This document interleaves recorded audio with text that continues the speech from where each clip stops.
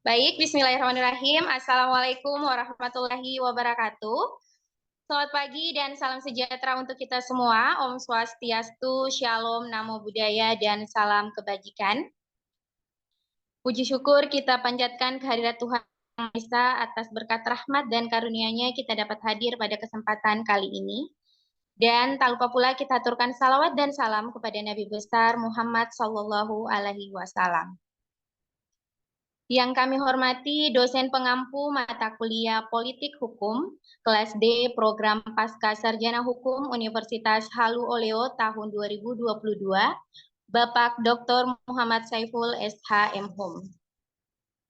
Kami ucapkan terima kasih atas kesempatan yang telah diberikan kepada kelompok kami untuk memaparkan rangkuman materi kami yaitu tentang karakteristik politik hukum pada masa Orde Baru. Namun, seperti kata pepatah, tak kenal maka tak sayang.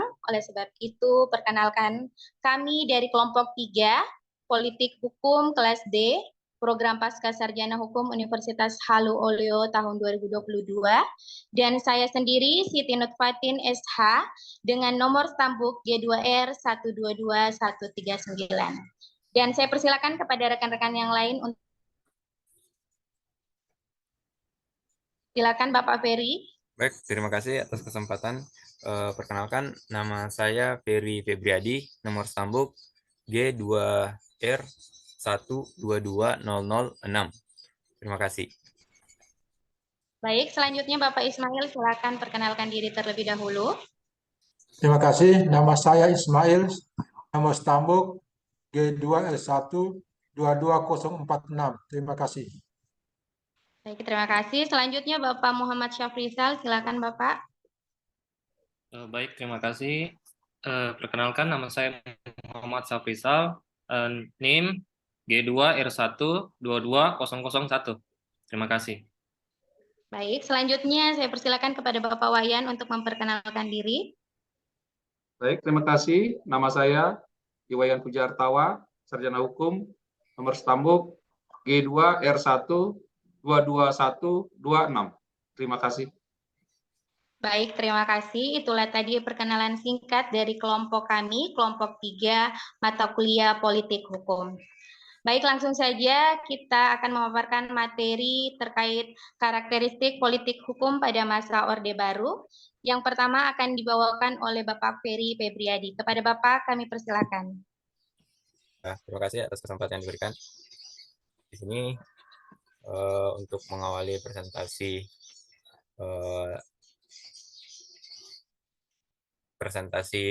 tugas politik hukum yang dimana dalam hal ini karakter politik hukum Orde Baru. Nah, di sini saya menyampaikan asal mula periode politik hukum Orde Baru diawali pada tahun 1966, ditandai jatuhnya rezim Soekarno di panggung kekuasaan Indonesia yang diambil oleh Jenderal Soeharto dan kemudian dinisbatkan dengan nama rezim Orde Baru. Arah kebijakan politik hukum Orde Baru ini di bawah kepemimpinan Soeharto lebih bercorak demi kepentingan pertumbuhan ekonomi dan stabilitas politik. Arah kebijakan politik hukum yang mempertahankan ekonomi berbasis pasar seperti dengan dikeluarkannya Undang-Undang Nomor 12 Tahun 1967 tentang penanaman modal asing yang disingkat Undang-Undang UU PMA. Secara politik, keluarnya Undang-Undang penanaman modal asing sebetulnya merupakan gaya politik Soeharto yang hendak merangkul kembali pihak asing barat yang membantu perekonomian Indonesia yang sebelumnya telah mengalami krisis berkepanjangan semasa Orde Lama.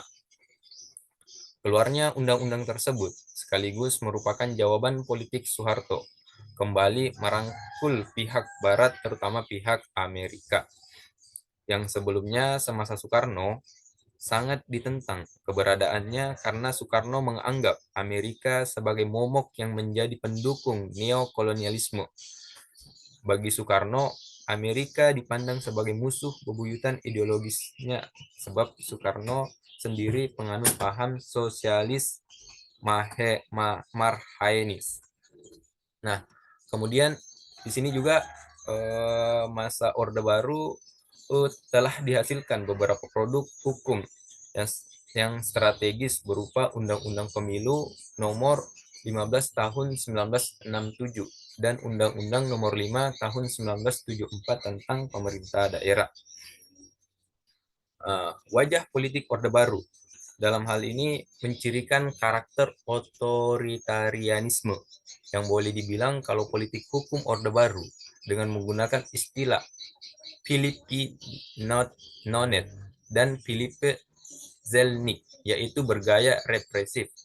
Karakter represif otoritarian rezim Orde Baru sebagaimana disebut tampak dalam berbagai ilustrasi kebijakan hukum Orde Baru yang kerap tidak populis dan tidak berpihak kepada rakyat.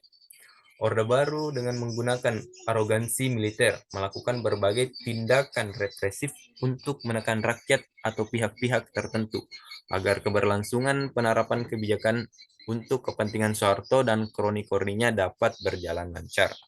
Nah, kemudian saya lanjutkan kepada teman berikutnya.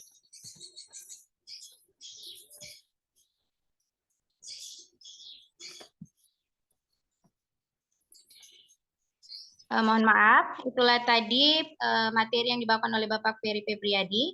Selanjutnya akan dibawakan oleh Bapak Ismail. Kepada Bapak Ismail kami persilakan. Terima kasih. Pada masa Orde Baru kepemimpinan Soeharto, ada beberapa kebijakan yang dilakukan yang ditempuh. Salah satunya adalah bidang kehidupan pers. Soeharto melalui Menteri Penerangan membungkam kebebasan pers agar tidak mengusik personalitas dalam kebijakan Soeharto. Pemberitaan pers saat itu diarahkan untuk menjadi corong pemerintah. Pada akhir-akhir kejatuhan Presiden Soeharto, beberapa media pers terpaksa harus kena atau dihentikan penerbitannya, seperti majalah Tempo, Koran Sinar Harapan, Tabloid Detik, karena dianggap terlalu kebablasan menyerang kritik kebijakan Soeharto. Kebijakan yang lainnya di bidang politik hukum agraria, rezim Orde Baru menerapkan kebijakan pertahanan nasional yang justru sangat merugikan kepentingan rakyat dengan memperalat dukungan tentara. Dalam hal ini, Bahrul Ilmi Yaakob menganalisis dalam sebuah tulisannya di halaman Kompas tentang 3 tingkat politik hukum agraria rezim Orde Baru yang sangat merugikan rakyat. Salah satunya, Orde Baru melakukan proses ideologisasi, yaitu melabelkan tanah untuk kepentingan umum atau demi pembangunan. Oleh karena itu, rakyat yang hendak merebut tanah dari BUMN perkebunan dicap sebagai anti pembangunan, bahkan dapat diasosiasikan dengan komunisme. Yang kedua, pembicaraan stigma anti pemerintah terhadap rakyat yang memberi argumentasi lain dari pandangan pemerintah dalam konflik agraria. Ketiga, menggunakan pendekatan kekerasan terhadap konflik tanah yang muncul. Demikian. Terima kasih. Baik, terima kasih dari Bapak Ismail. Selanjutnya akan dibawakan oleh Bapak Muhammad Syafrisal. Kepada Bapak kami persilakan. Baik, terima kasih. Saya akan melanjutkan pembahasan. Presiden Soeharto pada gilirannya juga menciptakan peradilan sesat untuk memenuhi kepentingan politik Orde Baru. Pada idealnya, peradilan mesti berkedudukan independen. Tetapi bagi Orde Baru, independensi peradilan hanyalah konsep palsu. Pada kasus Komando Jihad, misalnya, agar setiap orang yang disangka terlibat di dalamnya diupayakan agar dapat diserap ke pengadilan dengan menyiapkan sejumlah pasal supresif. Tuduhan fantastis, yaitu melakukan makar dan nilai membahayakan keutuhan bangsa. Berdasarkan tuduhan itulah, maka para anggota yang terjerat Komando Jihad didakwakan dengan pasal-pasal supresif yang terdapat di dalam Undang-Undang PNPS nomor 11 tahun 1963. Sebenarnya keberadaan Undang-Undang PNPS nomor 11 tahun 1995 tentang pemberantasan kegiatan supresif merupakan produk hukum peninggalan rezim Soekarno yang digunakan sebagai alat untuk membungkam lawan-lawan politik yang dianggap sebagai berseberangan dengan kebijakan yang dikeluarkan oleh rezim pemerintah Orde Lama. Namun, undang-undang tersebut masih dipertahankan oleh Presiden Soeharto untuk dijadikan sebagai legitimasi pembungkam siapa saja yang menjadi pengkritik kebijakan Soeharto. Kemudian Profesor Mukhtar Pusatmaja, Guru Besar Ilmu Hukum Universitas Padjadjaran Bandung, yang mencoba menerjemahkan kebijakan politik hukum Soeharto. Pada saat itu, Profesor Mukhtar yang pada akhirnya ditunjuk sebagai Menteri Luar Negeri oleh Soeharto, menggagas sebuah teori hukum, disebutnya sebagai a tool social engineering, yaitu hukum sebagai alat rekayasa sosial. Menurut Mukhtar, hukum sekiranya mampu menerjemahkan berbagai kebutuhan ekonomi dan teknologi untuk menuju suatu kemajuan masyarakat serta mampu merespons secara cepat apa yang menjadi kebutuhan dasar masyarakat.